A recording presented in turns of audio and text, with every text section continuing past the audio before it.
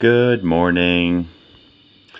I will start this with a joke, and then I will ask a question to the group, the TopWiki Board of Directors. Why are bananas never lonely? Because they come in bunches. Dun dun dun. If I will end this with a joke too, to try to keep in mind what I think Melinda Gates and Microsoft people leaked us back, and as always, I could be mistaken.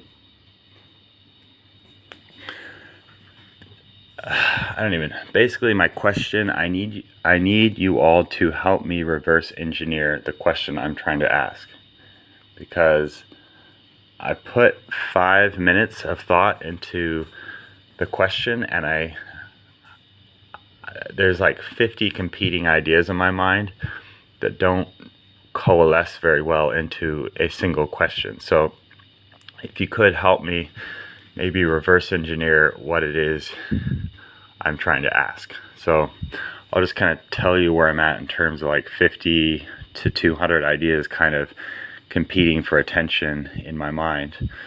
So I'm trying to homeschool my daughters and teach them hive mechanics, nuclear mechanics from the perspective of the US Army.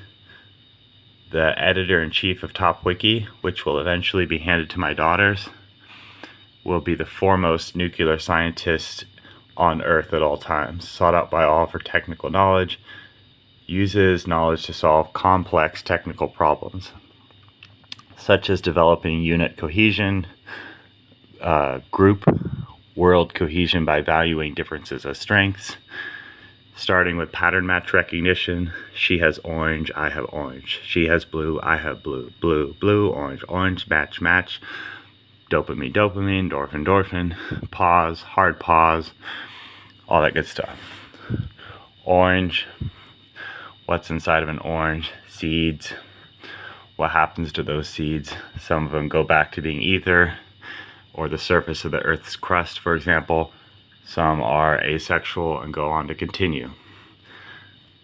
That's hive mechanics, nuclear mechanics explained at a level that's higher than even a postgraduate course at Harvard University or MIT.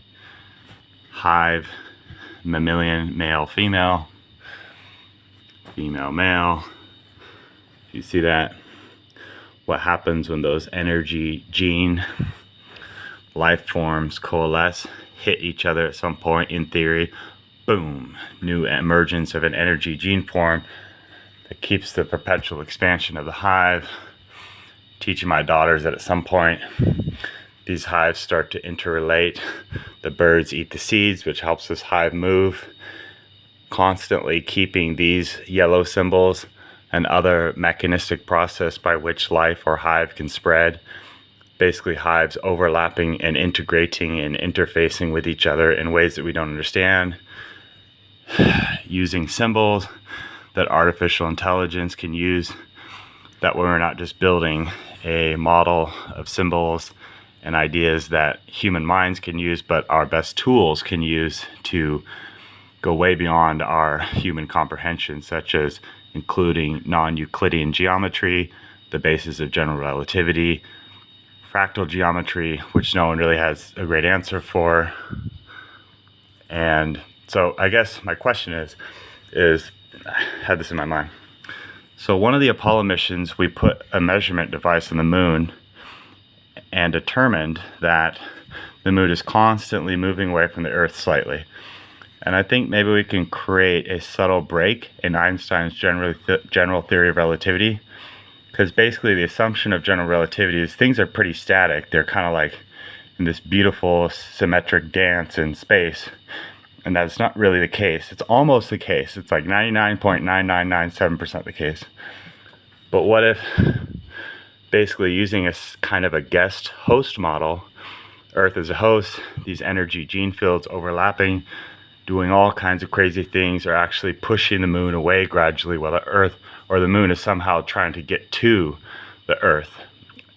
It's a horrible way of saying what I'm trying to say, but I think maybe you get the point, or can kind of reverse engineer or extrapolate out what it is I'm trying to say that I haven't quite said correctly. So I'll end this with a joke. What kind of an apple is not really an apple? A pineapple. Bum, bum, bum. Just keep in mind, this is to create a universal education system for every man, woman, and child on earth that gets kids to show up with a bag of fresh oranges, to eat raw fruits and vegetables while they're learning science at a level that's much higher than even the postgraduate course at MIT. That way a kid in Africa, or my daughters in Cambodia, can eventually just blow out of the water in every respect. So some white kid at MIT in Massachusetts, he learns stuff, but my daughters and kids in Africa could just be collaborating and competing and operating at a level that's so far beyond a white boy at MIT that it's not even funny. That's kind of where I'm going with this, trying to be a good dad.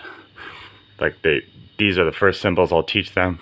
Taking all my military science training in nuclear physics, nuclear chemistry, nuclear biology, nuclear mechanics, and putting it in some ethical framework that makes sense, that doesn't ever accidentally teach people how to make nuclear weapons or engines, but allows them to do things that are more interesting and profoundly more important to the survival of our species, the expansion of our species, etc., etc.